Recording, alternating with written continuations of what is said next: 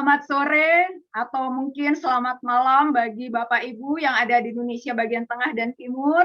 Terima kasih untuk waktu dan kesempatan dari Bapak dan Ibu untuk bersama-sama dengan kami Scripture Union Indonesia bergabung di dalam program kami Sejenak Bersama Scripture Union Indonesia.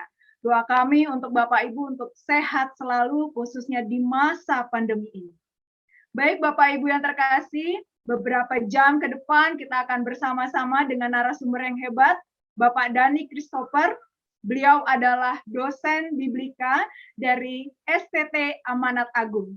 Beliau sudah bergabung dengan kita hari ini. Halo, selamat sore Pak Dhani. Selamat sore Bu Restu, selamat sore semuanya. Terima kasih ya Pak Dhani sudah mau bergabung dengan kami hari ini. Ya, dan Bapak Ibu yang terkasih, kita akan bersama-sama hari ini bersama dengan Pak Dhani tentunya akan mengulik tentang kontroversi di sekitar kelahiran Tuhan Yesus. Karena mungkin kebanyakan dari kita ini sebentar lagi menjelang Natal, mungkin dari beberapa dari kita juga sudah merayakan atau sedang merayakan Natal, masih berpikir, emangkah benar ketika Yesus lahir itu diselimuti dengan salju atau cuaca yang dingin, atau tepatnya benarkah tanggal 25 Desember begitu ya? Atau mungkin ada pertanyaan-pertanyaan lain di sekitar Natal yang membuat kita bingung karena kita selama ini tergantung dengan informasi dari Alkitab. Tapi Alkitab kan tidak memuat semua informasi tentang Natal. Nah, ini menambah juga kebingungan dari kita. Dan hari ini daripada kita berlama-lama di dalam kebingungan kita dan kita ingin mengetahui jawaban-jawaban di sekitar kontroversi atau pertanyaan mengenai hari Natal atau kelahiran Yesus sendiri, saya tidak mau menunggu Bapak Ibu lama lagi untuk kita bersama-sama menggali narasumber kita hari ini tentang tema kita, dan saya akan membuka kegiatan kita hari ini dengan berdoa. Mari Bapak Ibu kita berdoa. Bapak Ibu yang terkasih, kita akan mulai ibadah atau kita akan memulai kegiatan kita hari ini. Kita akan berdiam diri. Terima kasih Kristus, karena hari ini Engkau menganugerahkan kami begitu banyak talenta, begitu banyak berkat, kesehatan. Terima kasih Tuhan, karena hari ini pula Engkau memberikan kami kesempatan untuk bersama dengan Pak Dhani Christopher, narasumber yang hebat ini, untuk bersama-sama kami ingin mengetahui sebenarnya apa yang terjadi di masa kelahiran-Mu ya Kristus. Namun kami tidak ingin bahwa begitu banyak pertanyaan kontroversi ini semakin menyurutkan iman kami. Tapi kami ingin belajar lebih banyak, karena kami ingin terus bertumbuh dan berkembang di dalam iman bersama-Mu ya Kristus. Berkati Pak Dhani dalam memaparkan materi, berkati kami semua yang hadir di sini, dan berkati pula semua perangkat, mulai dari sinyal maupun perangkat yang kami gunakan ini untuk menunjang kegiatan ini. Terima kasih Tuhan, inilah doa dan harapan kami.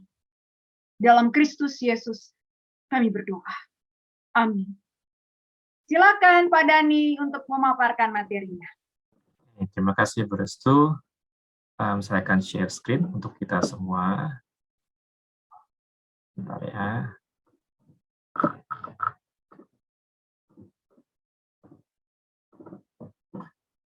Oke.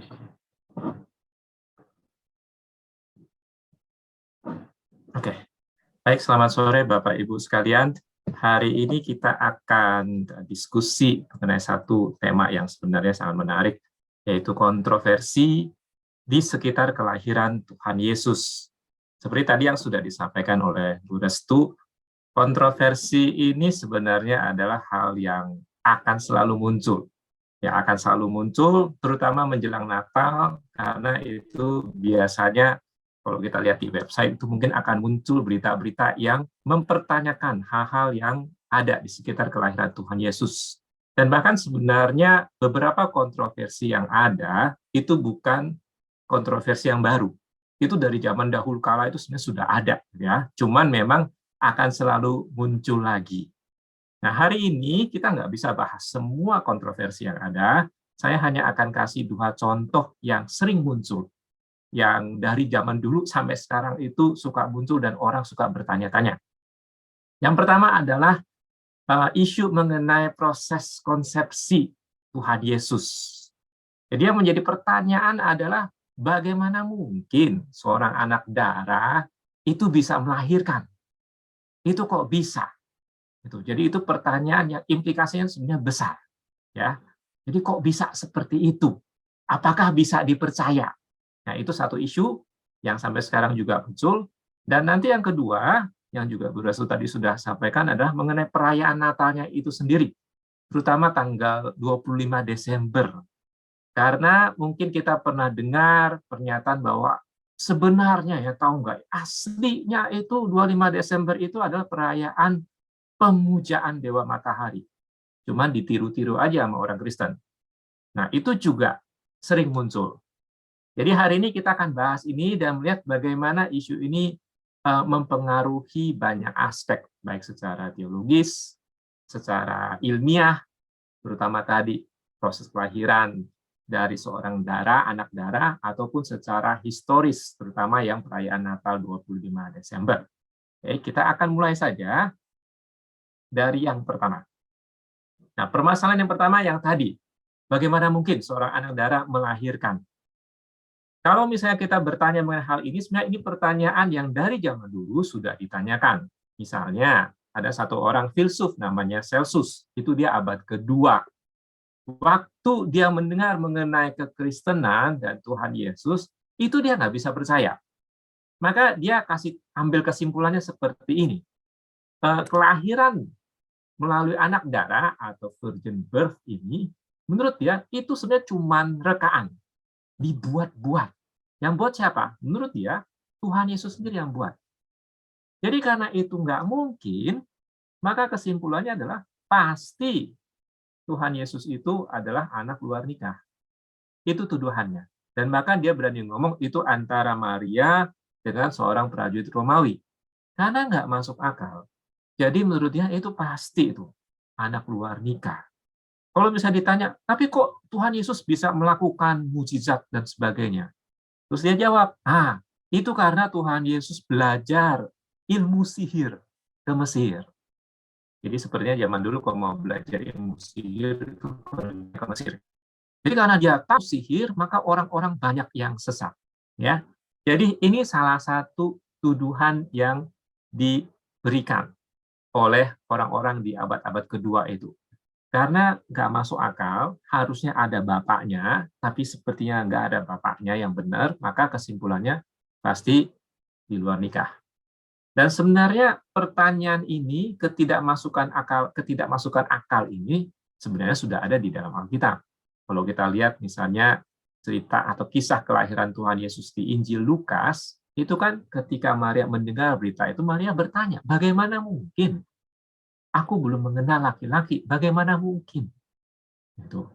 Dan hal yang sama juga yang dilakukan oleh Yusuf. Kalau kita lihat catatan di Matius, waktu Yusuf mendengar bahwa Maria itu mengandung, maka keputusan hal pertama dilakukan apa? Dia mau menceraikan Maria. Dengan asumsi, wah berarti mungkin Maria sudah ada hubungan dengan laki-laki lain. Itu asumsi awalnya. Jadi karena ini mustahil, maka orang kemudian mengambil kesimpulan yang berbeda. Yang paling masuk akal adalah pasti dengan orang luar nikah. Nah, isu ini sebenarnya juga muncul di Yohanes 8. Jadi waktu itu kalau kita lihat Yohanes 8, itu ada diskusi antara Tuhan Yesus dengan orang-orang Yahudi. Dan orang-orang Yahudi bilang, kami itu keturunan Abraham, tulen.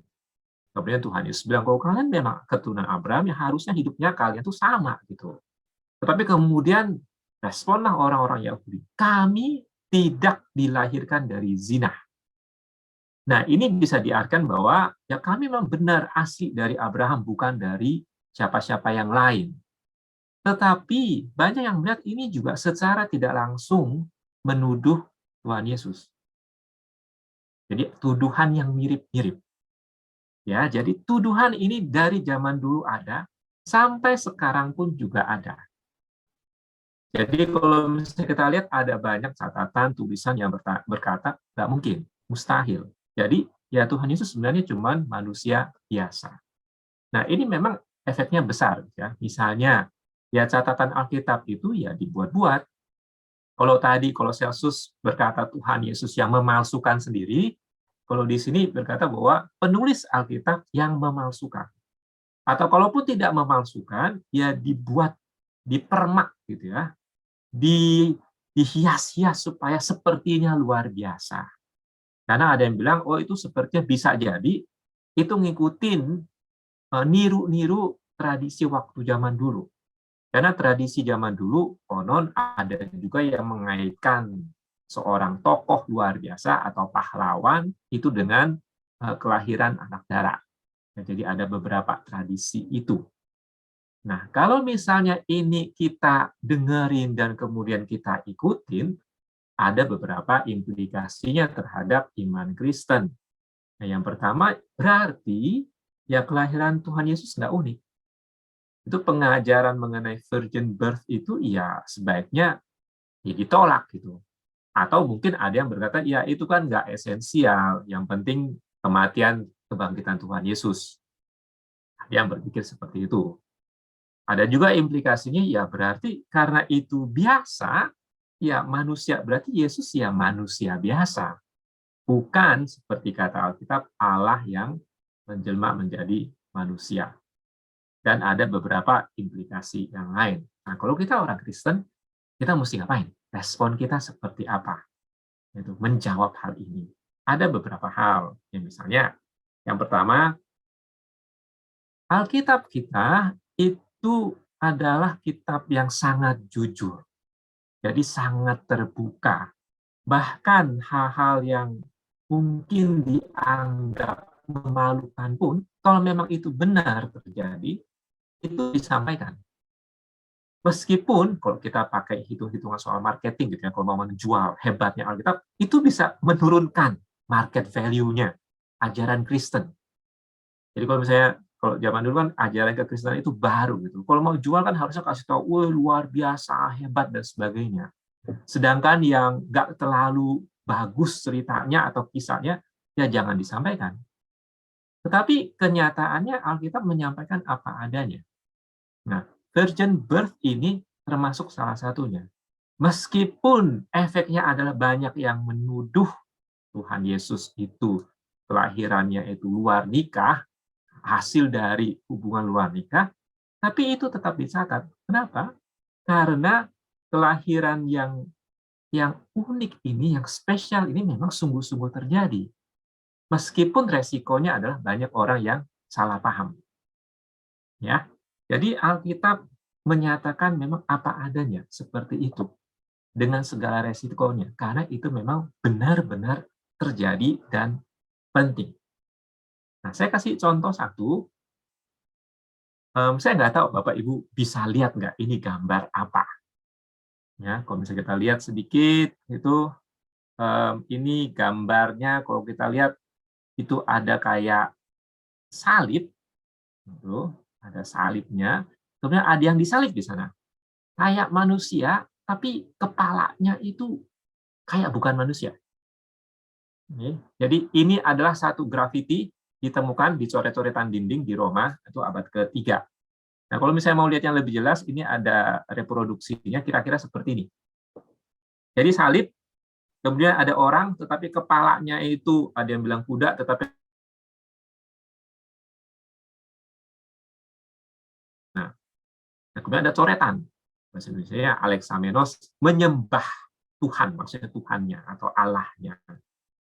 Jadi banyak melihat ini adalah salah satu contoh paling awal orang-orang mengejek iman Kristen.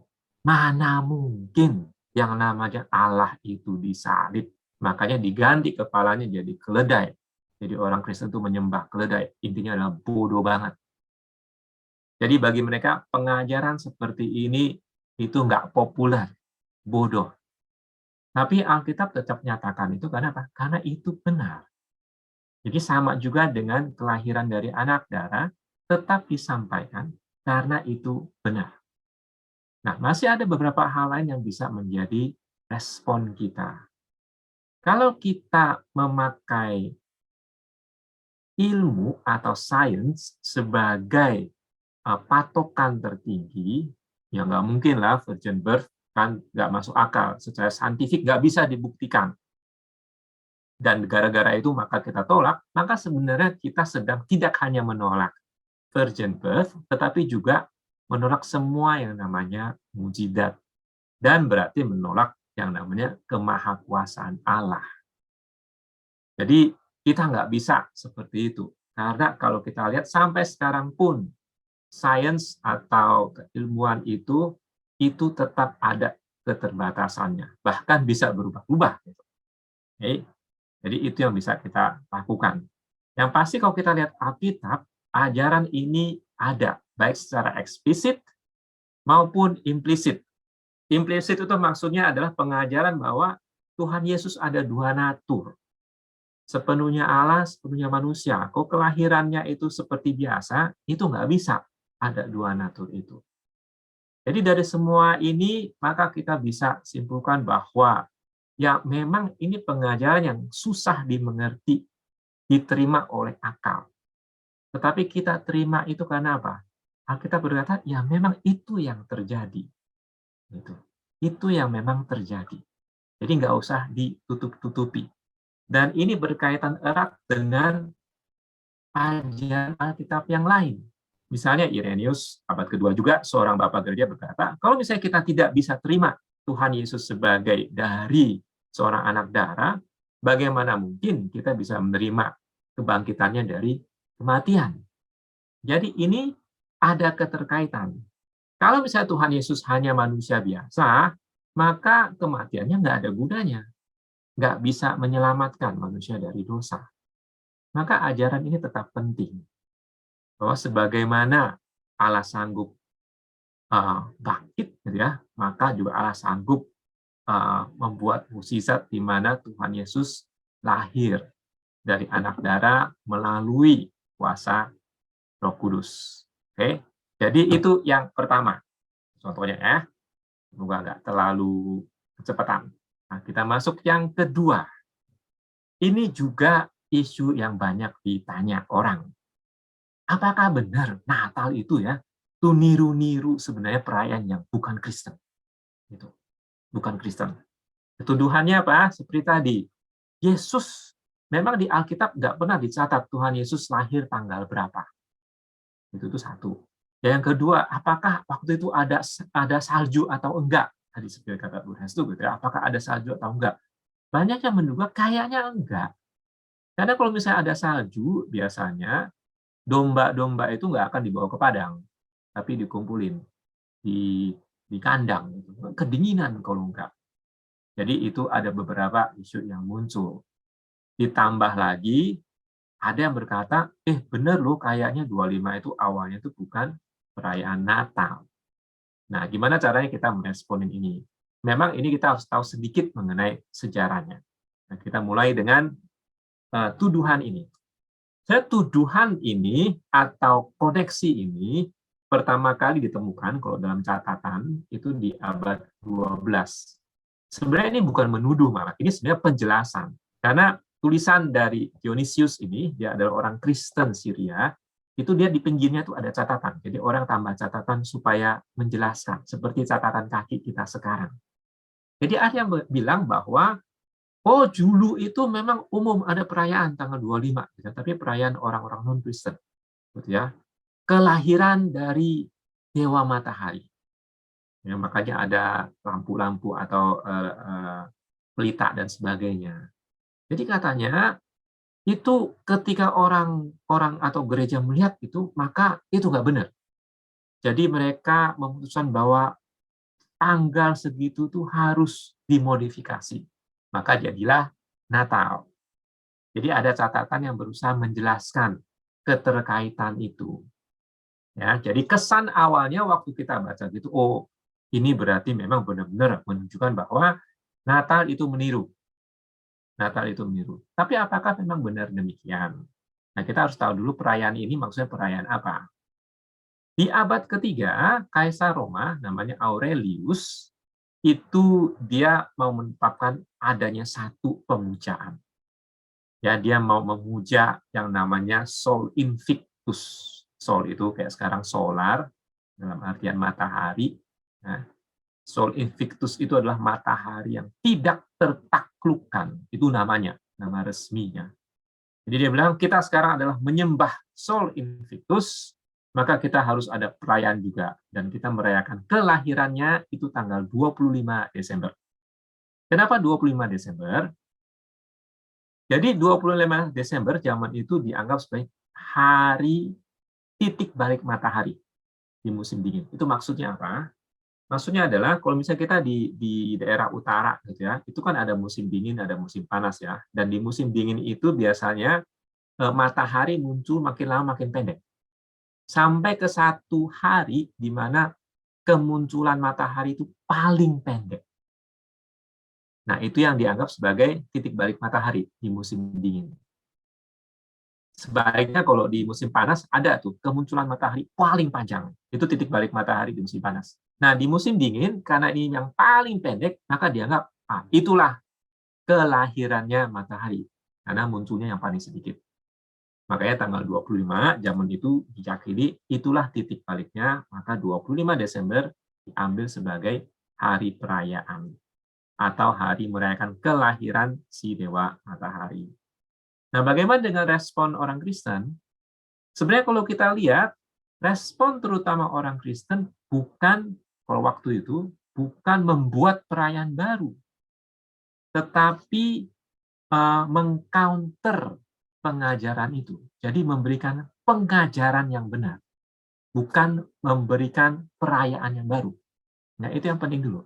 Jadi memberikan pengajaran yang benar. Jadi waktu ketika orang Kristen lihat itu, maka orang Kristen berkata, itu nggak benar. Karena itu ngomongin matahari, maka diambillah gambaran Tuhan Yesus sebagai matahari yang juga ada di dalam Alkitab. Nah, salah satu yang diangkat adalah Yesus sebagai sang surya kebenaran. Itu misalnya di Maleakhi 4 ayat 2. Ya. Tetapi kamu yang takut akan namaku, bagimu akan terbit surya kebenaran. Jadi ini Sol Invictus, jadi matahari atau surya yang tak terkalahkan, yang ini adalah surya atau matahari kebenaran. Jadi mau mengatakan bahwa itu salah, ini yang benar. Dan istilah ini sebenarnya kita masih sering pakai sampai sekarang. Ya, kalau misalnya kita nyanyi lagu Kita Surga Bergema, tuh, bait yang ketiganya, itu ada tuh, Raja Damai yang besar, surya hidup yang benar. Itu yang bahasa Inggrisnya lebih jelas. Hail the Son of Righteousness. Jadi memang ambil dari Maleakhi 4 ayat 2. Bahwa Tuhan Yesuslah sang surya yang benar itu, bukan Sol Invictus. Jadi respon waktu itu, kalau kita lihat catatannya, itu lebih ke mengcounter pengajaran yang nggak benar. Ya, mengcounter dengan pengajaran yang benar. Bukan dengan membuat perayaan yang baru. Kenapa? Karena perayaan itu sudah ada sebenarnya sebelum perayaan pemujaan Dewa Matahari. Bagaimana caranya atau dari mana asalnya? Kira-kira seperti ini. Jadi sebelum ada resmi perayaan yang matahari itu, Tertullianus, seorang bapak gereja itu awal tahun 200-an, jadi sebelum itu sudah ngomong mengenai menghitung-hitung kelahiran Tuhan Yesus, tanggalnya. Nah, memang benar tanggal kelahiran Tuhan Yesus itu nggak bisa dihitung, nggak dikasih tahu. Tetapi tanggal kematiannya itu masih mungkin. Karena kalau kita lihat catatan Alkitab, itu Tuhan Yesus kematiannya di kayu salib itu identik dengan hari raya Paskah Yahudi. Ya, perayaan Paskah Yahudi itu selalu 14 di bulan Nisan, itu bulannya perayaannya mereka. Dan waktu itu Tertullianus kemudian ngitung-ngitung, oh itu kayaknya jatuhnya 25 Maret. Ya, masalah dia hitungnya benar atau enggak itu masalah lain. Yang penting adalah itu memungkinkan untuk dihitung karena ada tanggalnya. Jatuhlah 25 Maret. Nah, tetapi apa hubungan 25 Maret sama 25 Desember? Nah, di tradisi mula-mula itu meyakini bahwa saat kedatangan Yesus yang pertama ke dunia, itu sama dengan saat kematiannya. Atau dengan kata lain, hari kedatangan Tuhan Yesus sama dengan hari kematiannya. Jadi kalau misalnya kematiannya adalah 25 Maret, berarti kedatangannya adalah 25 Maret. Tetapi kedatangan di sini bukan kedatangan Yesus lahir, tetapi ketika pertama kali Yesus dikandung oleh Maria. Atau kalau misalnya di Alkitab, pertama kali ketika malaikat berkata bahwa Maria akan mengandung Tuhan Yesus oleh Roh Kudus. Nah, itu dikatakan 25 Maret. Kemudian apa hubungan sama lahirnya? Ya diyakini yang namanya mengandung ya 9 bulan. 9 bulan kemudian kapan? 25 Desember. Ya, jadi asal mula dari tanggal 25 Desember itu sebenarnya bukan ngikut-ngikut yang perayaan kelahiran Dewa Matahari. Kalau misalnya kita lihat gambar ini gambar mengenai, jadi ini Maria, ini gambar dari abad pertengahan, kemudian ini Malaikat Gabriel, kemudian ada ini Roh Kudus, ya, gambar Roh Kudus, ada Allah Bapa, kemudian ini adalah Tuhan Yesus. Ya, ini cara mereka mencoba untuk membayangkan. Tapi yang menarik di sini adalah gambar ini Tuhan Yesus itu selalu dikaitkan dengan salib. Ya, dikaitkan dengan salib. Maka bisa jadi memang orang dulu ada tradisi yang umum mengaitkan tadi kedatangan Tuhan Yesus dengan kematiannya. Jadi salib dan juga kalau misalnya dulu istilahnya annunciation. Jadi ketika malaikat memberitahukan kepada Maria. Jadi itu sama waktunya. Jadi ini gambar yang unik sekali. Jadi kalau kita lihat maka itu yang dijadikan patokan. Dan bukan hanya Tertullianus, ada beberapa catatan Kristen yang juga mengatakan hal yang sama. Ya, misalnya di abad keempat ini dikatakan Tuhan Yesus dikandung pada 25 Maret, hari ia dikandung adalah sama dengan hari ia menderita. Jadi asalnya sekali lagi dari kematian Tuhan Yesus. Maka akhirnya ya pasti 25 Desember. Agustinus pun begitu. Jadi 25 Maret itu dikandung oleh Maria, dan 25 Maret adalah penderitaan kematian Tuhan Yesus, maka 9 bulan kemudian 25 Desember akhir. Jadi kesimpulannya dari penelitian para ahli sejarah, maka 25 Desember itu sebenarnya sudah ada tradisi itu di dalam gereja sebelum perayaan Sol Invictus. Jadi Natal itu bukan mencomot perayaan kelahiran atau ngikut-ngikut perayaan kelahiran Dewa Matahari. Yang ada adalah itu mereka merespon. Jadi kesimpulannya apa? Secara tradisi, sekali lagi karena di Alkitab nggak pernah ngomong, tanggal 25 Desember merupakan perayaan kelahiran Tuhan Yesus. Yang sampai sekarang kita lakukan itu. Perayaan Natal bukan meniru seperti tuduhan banyak orang atau mencomot, ya. Perayaan kelahiran Dewa Matahari itu udah ada sebelumnya. Dan kemudian kalau kita respon umat terhadap perayaan Sol Invictus adalah menentang sebenarnya dan menunjukkan ini loh yang benar, matahari yang sejati itu, surya kebenaran itu. Jadi itu meresponi kebiasaan yang ada, bukan dengan perayaan baru, tetapi dengan pengajaran yang benar, ya, karena perayaannya sudah ada sebelumnya. Nah, ini prinsip yang juga sebenarnya bisa kita lakukan saat ini. Terutama kalau modern kita kan nggak ada hubungannya mungkin dengan perayaan Dewa Matahari, ya. Tetapi mungkin saingannya adalah misalnya Sinterklas. Jadi ya sama juga, responnya juga harusnya sama gitu. Ini loh pengajaran yang benar mengenai Natal. Bukan Sinterklas dan teman-temannya. Oke, cukup sekian dari saya, dari 2 contoh kontroversi ini. Nanti mungkin kalau mau digali lebih dalam, kita bisa lakukan saat tanya-jawab. Terima kasih. Baik, terima kasih Pak Dhani untuk pemaparannya, untuk menjawab beberapa yang menjadi pertanyaan kami semua mungkin di sini, mungkin teman-teman nanti yang di YouTube, karena ini jangan disiarkan di YouTube pada hari Senin. Baik Bapak Ibu yang terkasih, kita akan masuk sesi kedua atau sesi berikutnya, yaitu sesi diskusi. Namun tak kenal maka tak sayang. Jadi tadi saya belum memperkenalkan dulu narasumber kita, langsung buka saja karena memang sudah tidak sudah benar-benar penasaran untuk menjawab pertanyaan tentang kontroversi di sekitar kelahiran Tuhan Yesus. Pak Dhani Christopher adalah salah satu dosen biblika ya Pak ya, khususnya di Perjanjian Baru di Sekolah Tinggi Teologi Amanat Agung. Beliau sehari-hari memang bekerja sebagai dosen, tapi beliau juga di tengah kesibukannya sering juga menerima undangan dari kami, Scripture Indonesia, untuk menjadi narasumber di acara kami, Baca Gali Alkitab secara nasional.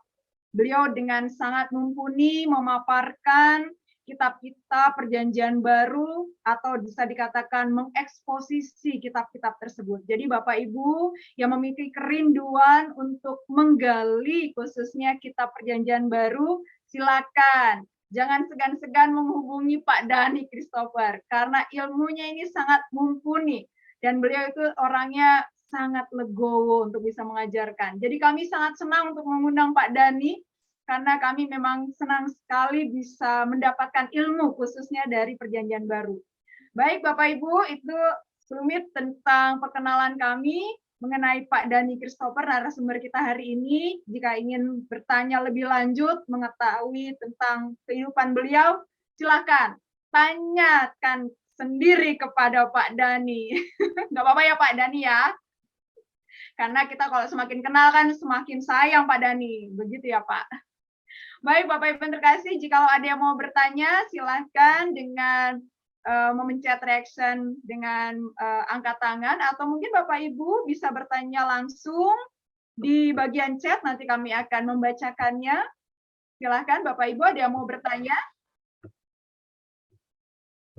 Ada?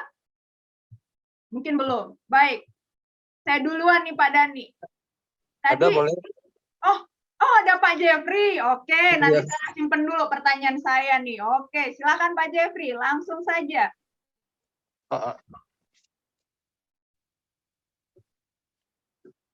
Oh, sorry. Ya, Pak Jeffrey, silakan. Ya. Ini apa, Pak Dhani? Yep. Ada yang bilang kelahiran Yesus tidak penting, makanya tidak dicatat tanggal lahirnya di Alkitab begitu, Pak. Nah, kenapa ini, Pak? Tidak perlu menyebutkan tanggalnya penulisnya ya di dalam Alkitab begitu, Pak. Sehingga yang penting mungkin ya seperti tadi perayaan Paskah begitu. Ya itu Pak Dhani. Oke. Kenapa tidak perlu catat tanggalnya begitu oleh penulis gitu? Oke, baik, perihal tanggalnya ya Pak Jeffrey ya. Iya. Oke, baik. Silakan Pak Dhani. Oke, yang pertama kalau kita lihat di Alkitab, tradisi atau kebiasaan memang secara untuk kelahiran itu memang tidak dicatat. Kalau misalnya di Perjanjian Lama itu yang dicatat itu adalah ketika menjadi raja, ya misalnya tahun keberapa dia berkuasa dan sebagainya. Atau ada perayaan-perayaan tertentu seperti Paskah Yahudi. Ya memang itu yang dicatat. Nah itu memang tradisi yang ada. Jadi memang nggak begitu umum di dalam tradisi yang Yahudi itu untuk mencatat tanggal kelahiran. Jadi kalau misalnya ditanya kenapa, itu mungkin salah satu alasannya. Tetapi kalau misalnya dibilang karena tidak dicatat maka tidak penting, enggak juga. Kalau misalnya tidak penting, maka sama sekali tidak akan dicatat di dalam Alkitab. Ya, kalau misalnya tidak penting, maka sama sekali tidak akan dicatat. Kalau misalnya tidak penting, maka sama sekali tidak ada nubuatan mengenai kelahiran Tuhan Yesus. Ya, kalau sama sekali tidak penting. Kalau misalnya sama sekali tidak penting, maka sebenarnya nggak perlu ada bintang, nggak perlu orang Majus datang. justru karena itu adalah momen yang penting, itu sampai harus dikasih tahu. Nggak cuman asal lahir doang, tetapi ada peristiwa luar biasa lain yang juga menyertai. Kalau di catatan Matius adalah bintang, ya, orang Majus yang datang. Dan kemudian akhirnya itu dikaitkanlah dengan nubuatan mengenai kelahiran Tuhan Yesus di Bethlehem. Kalau kita lihat di Lukas, itu bahkan lebih hebat lagi, gitu ya. Ada malaikat, kemudian malaikat nggak cuma ngumumin, tapi ada paduan suaranya. Itu ada paduan suaranya, atau sebenarnya lebih tepatnya itu adalah bala tentara surgawi yang menyatakan itu hormat mereka kepada sang raja yang baru lahir. Jadi ini adalah di zaman itu pun ketika Tuhan Yesus lahir, itu ada perayaan sebenarnya di surga gitu bahkan. Ya, bala tentara surga itu menyatakan hormatnya.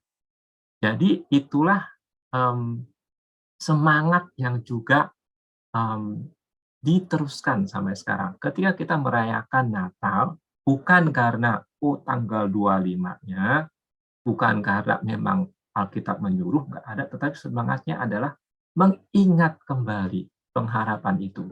Jadi memang di satu sisi tidak dicatat, tetapi tidak berarti itu tidak penting. Justru kalau kita lihat catatan Alkitab itu sangat penting. Kira-kira seperti itu. Oh, baik. Makasih banyak Pak Dhani, jelas Pak. Ya, sama-sama.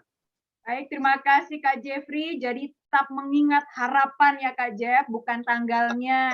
Kak Jeffrey, Amin. tetap mengingat tanggal THR aja Kak Jeffrey. Natalan. Baik, terima kasih Kak Jeffrey. Makasih. Baik. Ini dari, silakan Bapak atau Ibu Marcella Chen yang sudah mengangkat tangan, mau bertanya, silakan langsung saja. Ya, halo. Halo, Ibu, maaf. Atau Mbak ya? Iya, aku Okay. Hai kok, Hebat Gibri. Aku mau tanya, ini jadi kan kita biasa memang merayakan dan mayoritas di negara lain pun juga merayakan Natal itu tanggal 25 Desember. Tapi kayak ada beberapa temanku dan mungkin dari gereja lain, mungkin kita bisa sebut kayak gereja Advent, itu mereka tidak merayakan Natal itu di 25 Desember karena katanya itu ada hitungan hari lainnya itu ya. Gitu. Maksudnya mereka ada hitungannya sendiri kalau dibilangnya Natal itu bukan tanggal 25 Desember.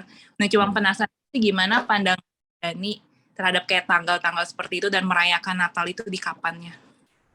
Oke. Ya, secara tradisi yang paling banyak itu memang 25 Desember, seperti yang saya bilang tadi. Tetapi memang ada beberapa gereja, terutama gereja-gereja Ortodoks Timur, itu mereka perayaannya memang agak berbeda. Mereka perayaannya adalah tanggal 6 Januari. Ya, jadi kalau misalnya kita lihat, beberapa gereja itu perayaannya adalah 6 Januari. Kenapa muncul tanggal 6 Januari? Kalau misalnya kita ikutin telusuri sejarah, ternyata mirip juga. Jadi sekali lagi ngitungnya itu adalah dari kematian Tuhan Yesus. Sebagian menyimpulkan kematian Tuhan Yesus itu adalah 6 April. Hanya tadi 25 Maret ya. Jadi ini sebagian gereja-gereja timur atau ortodoks waktu itu kesimpulannya 6 April. Maka 9 bulan dari 6 April ya 6 Januari. Makanya beberapa gereja itu merayakannya adalah di tanggal 6 Januari. Jadi kira-kira seperti itu. Nah, gereja yang lain yang lebih umum, kita ini hitungannya gereja barat namanya. 25 tetap adalah Natal, tetapi kemudian tanggal 6 itu adalah biasanya perayaan ketika orang Majus datang. Gitu. Makanya kalau misalnya, ini menarik juga, kalau misalnya kita sering dengar 12 Day of Christmas, itu tanggal 25 sampai tanggal 6. Gitu. Jadi tanggal 6 itu sudah perayaan yang berbeda. Tetapi memang benar, beberapa tradisi gereja pakainya justru adalah tanggal 6 Desember. Ya, apakah ada gereja lain yang pakai tanggal lain? Mungkin ada, tapi saya nggak tahu. Yang saya tahu adalah itu dua tradisi yang paling besar, 25 Desember dan 6 Januari. Ya, kira-kira seperti itu. Oh, jadi kalau misalnya ntar 6 Januari kita misalnya kan biasa gereja Advent yang seperti itu. Nanti kita Merry Christmas ke dia juga nggak aneh gitu ya memang. Oh, nggak apa-apa gitu. Enggak sih kalau mau kasih ucapin Merry Christmas ke mereka yang merayakan tanggal 6 ya. Ya nggak apa-apa sih sebenarnya. Karena memang mereka merayakannya gereja-gereja tertentu memang tanggal 6 Januari. Oh, oke, thank you. Thank Terima you. kasih, Ci Marcel. Tapi saya tergelitik dengan pertanyaan Ci Marcel tadi. Ada beberapa gereja di Protestan juga yang justru mereka merayakan Natalnya itu tidak di tanggal 6 atau misalkan setelah tanggal 25, tapi malah sebelum. Intinya pada masa Advent kan ya Pak ya, itu gimana Pak? Pemahaman mereka dengan kemudian biasanya kan pasti ada pengucapan Merry Christmas gitu, Selamat Natal di akhir ibadah. Itu bagaimana? Padahal kita tahu bahwa konsumsinya Natal itu ya 25 gitu misalkan. Jadi gimana ini? Ya, sekali lagi ini kembali ke tradisi gereja ya. Gereja-gereja yang lebih tradisional itu ikutin kalender gereja. Jadi ada minggu Adventnya, makanya Natal itu baru bisa mulai segala macam perayaan Natalnya itu mulai 25 ke atas gitu. Karena sebelumnya kan masa Advent. Cuma memang ada beberapa tradisi gereja yang nggak begitu saklek ngikutin masa Advent. Jadi begitu Desember itu langsung semuanya Natal. Jadi jangan heran kalau misalnya kita lihat awal Desember udah Natalan, gitu ya. Mungkin kalau misalnya gereja yang besar ya Natalan terus sampai pokoknya sepanjang Desember itu Natal itu dianggap sah, gitu, boleh dilakukan. Jadi sekali lagi itu memang tergantung ke tradisi gereja. Ada yang memang saklek ngikut, maka Natal nggak boleh dilakukan sebelum Advent selesai. Ada yang ya nggak apa-apa gitu, karena memang nggak begitu harus ikut ke minggu Advent-nya. Jadi begitu Desember ya langsung Natal. Ya, kira-kira seperti itu sih. Itu yang ada. Baik, terima kasih banyak Pak Dhani. Terima kasih ya Ci, Marcel sudah bertanya. Oke, nanti kalau ada pertanyaan lagi silahkan Ci, langsung tanya aja. Oke, terima kasih banyak. Baik Pak Dhani, ini di bagian chat ada Pak Doni Kristanto. Beliau bertanya, apakah virgin birth itu berlaku hanya untuk kelahiran Yesus? Atau bisa juga berlaku bagi orang lain? Silakan Pak Dhani, bagaimana ini menjelaskannya? Oke. Kalau kita lihat, kelahiran Tuhan Yesus itu unik karena tidak hanya prosesnya, tetapi juga maknanya. Dalam artian, Allah menjelma menjadi manusia.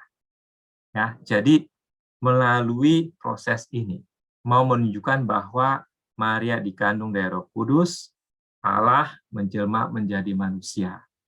Jadi ini hal yang sangat unik sekali.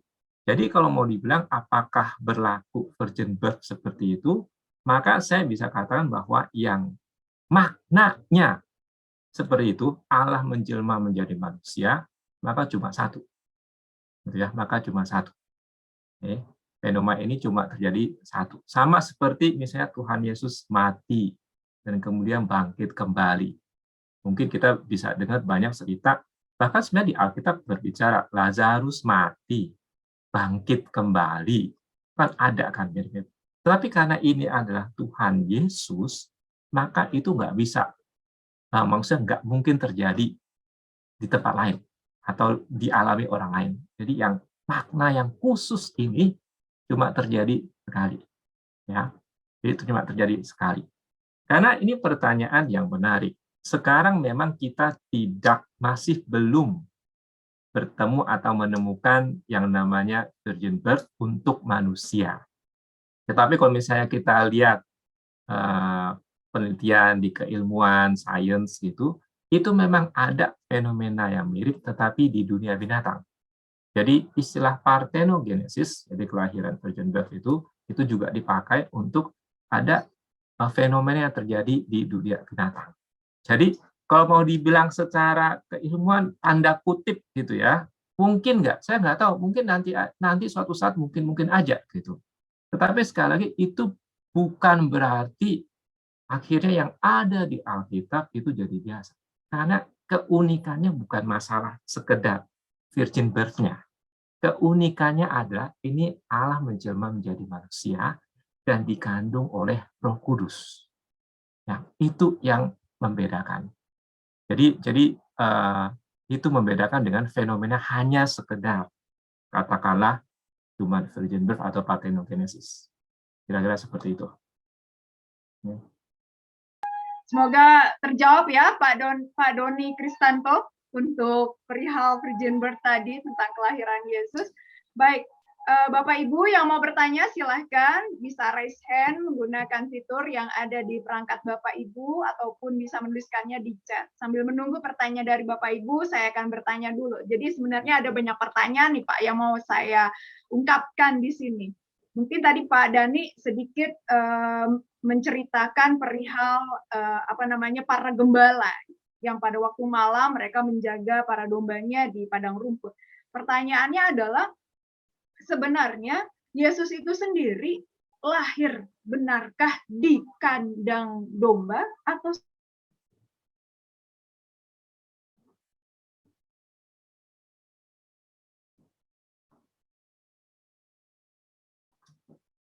nanti ya? Kita tunggu sebentar ya.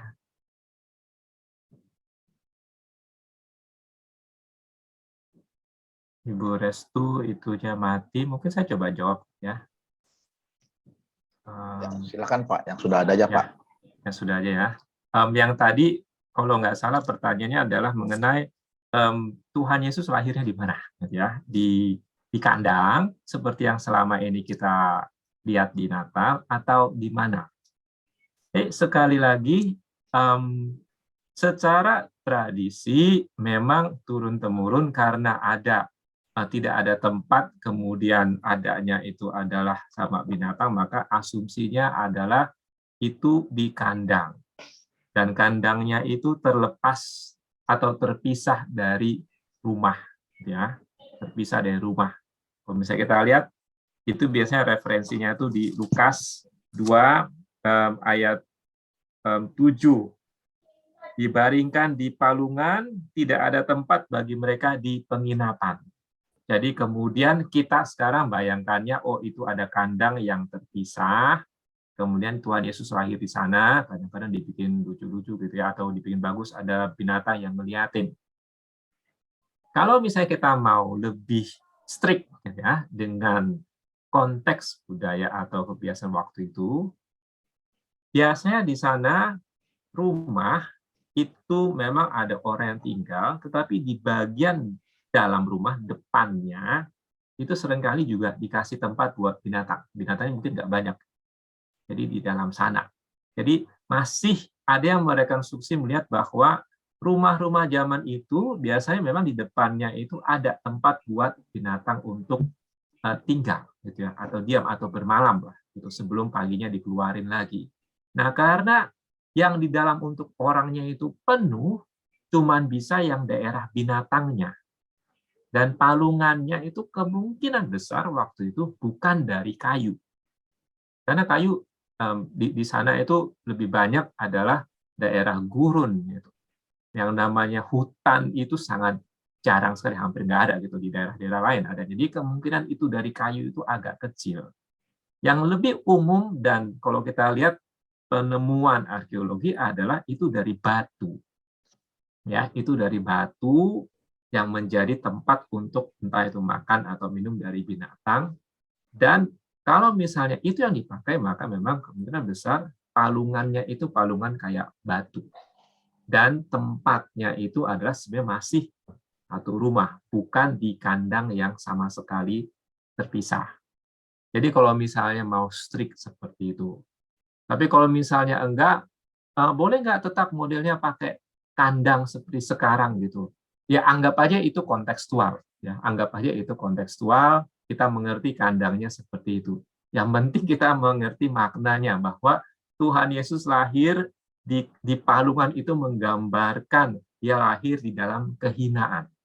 Ya, harusnya raja nggak seperti itu, tetapi Tuhan Yesus lahir di dalam kehinaan. Jadi itu yang paling penting. Masalah mungkin nanti kandangnya mau dari kayu atau dari apa, anggap aja itu dibuat kontekstual. Kira-kira seperti itu.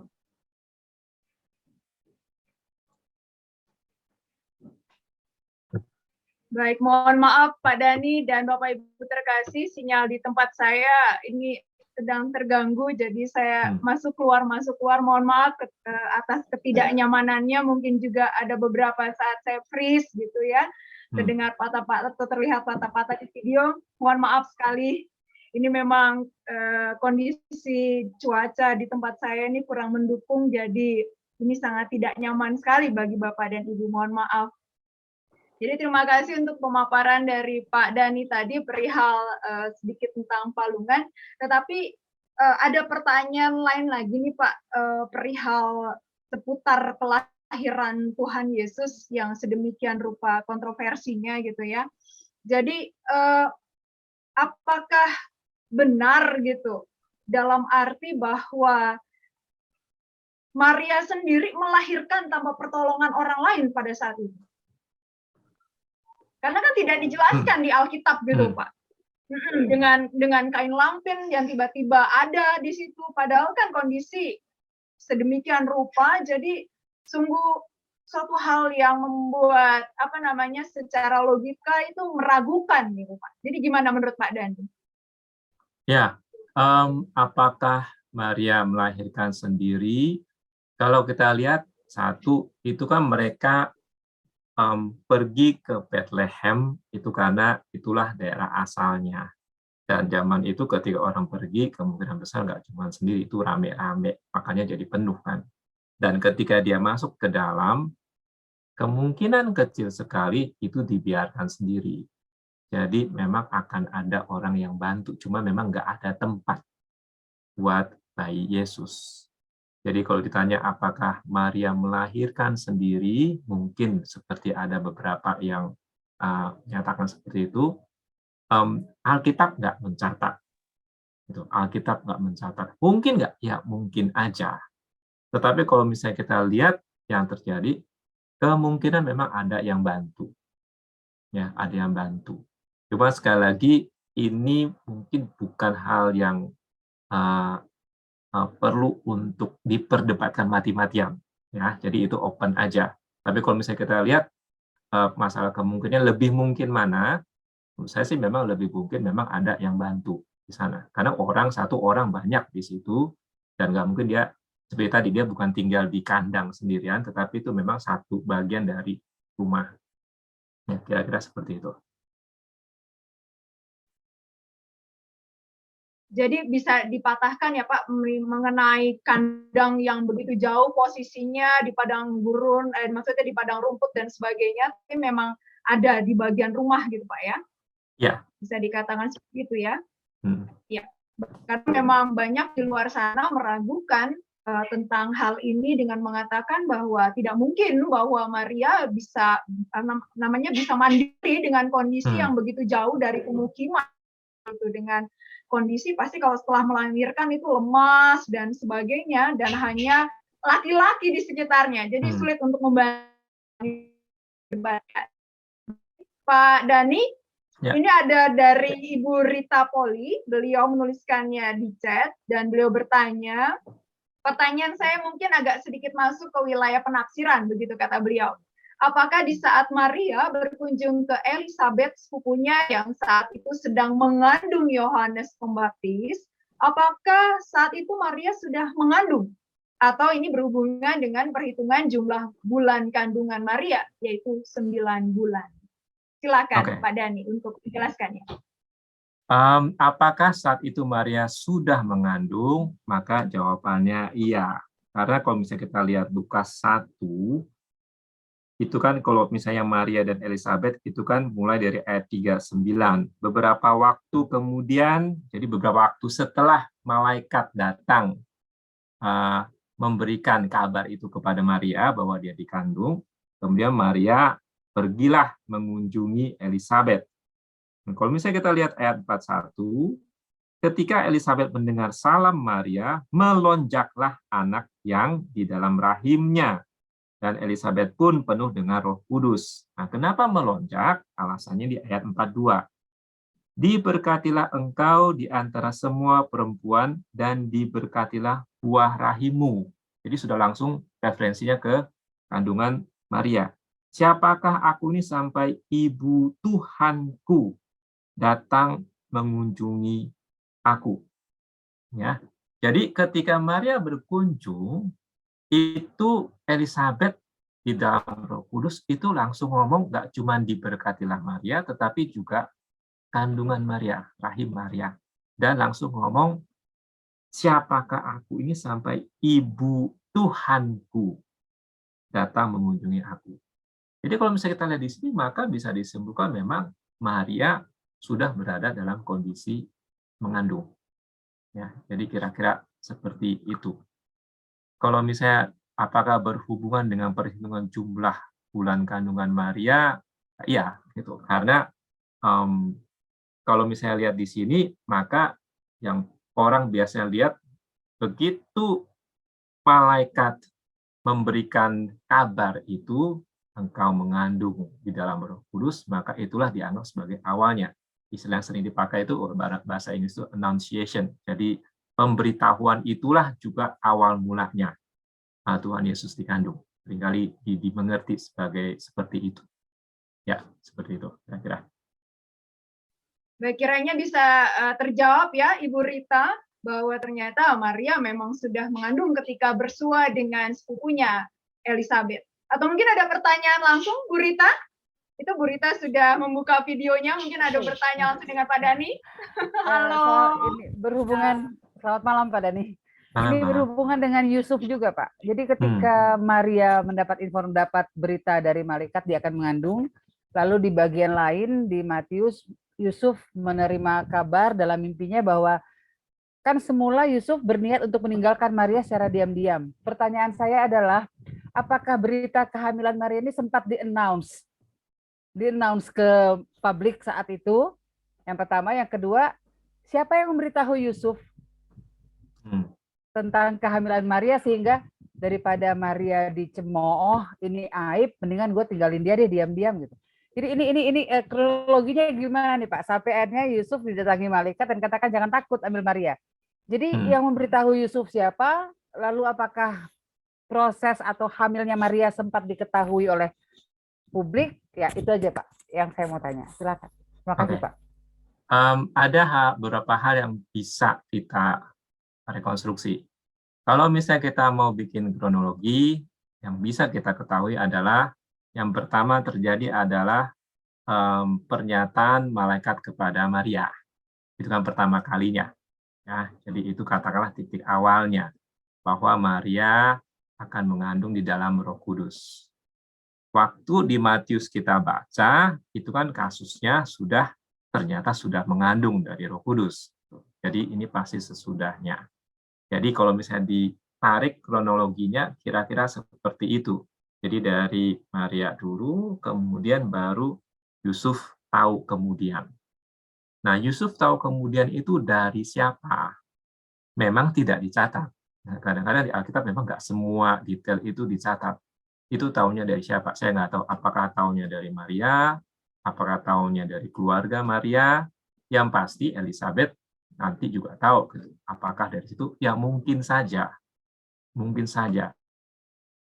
Tetapi kita nggak tahu pasti. Itu nggak tahu. Jadi Alkitab nggak bilang itu Yusuf tahunya dari mana. Yang pasti informasi itu sampai ke Yusuf. Informasi itu sampai ke Yusuf, makanya kemudian Yusuf kontemplasi, kayaknya saya harus menceraikan. Ya, jadi ada hal yang kita tidak tahu dengan pasti karena memang tidak dijelaskan. Ya, kira-kira seperti itu. Ya. Sama-sama. Baik, terima kasih Bu Rita untuk pertanyaannya. Terima kasih Pak Dhani untuk penjelasannya. 1 jam tidak terasa Pak Dhani untuk kita bisa mengulik tentang kontroversi di sekitar kelahiran Yesus. Mungkin ada pertanyaan-pertanyaan yang lainnya. Jilid 2 ya Pak Dhani? Tahun depan. Ditunggu. Tahun depan, betul. Baik, terima kasih. Sekali lagi kami haturkan kepada Pak Dhani yang sudah memaparkan dengan sangat baik sekali mengenai materi kita hari ini. Ya, sama-sama. Baik, Bapak Ibu. Sebelum kita menutup kegiatan pada hari ini, saya akan membagikan mengenai informasi dari kami, Scripture Union Indonesia. Natal sebentar lagi akan tiba. Dan biasanya kita akan kebingungan untuk memberikan sesuatu atau bingkisan kepada sanak saudara atau sahabat-sahabat kita. Jangan bingung, karena dari kami, Scripture Indonesia, hendak memberikan kabar baik untuk Bapak Ibu yang sedang kebingungan mencari bingkisan. Ini ada bingkisan buku. Ada 3 paket, yaitu Joy, Peace, dan Hope. Di situ ada beberapa terbitan kami, buku yang sangat baik untuk pertumbuhan dan perkembangan iman kita, khususnya untuk saudara-saudara kita yang hendak kita mau berikan bingkisan tersebut. Jadi, jika Bapak Ibu berkeinginan untuk membelinya, silahkan hubungi kami, yaitu di nomor pemesanan yang tertera pada perangkat Bapak Ibu.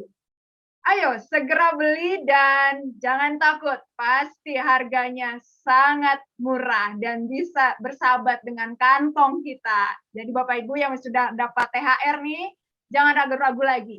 Langsung beli saja untuk kita bisa berikan kepada sanak saudara kita. Terima kasih, demikian informasi dari kami. Dan untuk menutup kegiatan kita hari ini, sekali lagi Pak Dhani Christopher, kami ingin memohon Bapak memberikan kesimpulan dari materi Bapak saat ini. Silakan Pak Dhani. Oke, saya akan simpulkan sedikit saja. Kontroversi isu mengenai Natal itu akan selalu ada. Ya, dari dulu ada, sekarang ada, tahun-tahun berikutnya juga pasti ada. Bagian kita adalah jangan sampai goyah, memang perlu mencermati, tetapi balik lagi kita percaya pada apa yang dikatakan oleh Alkitab.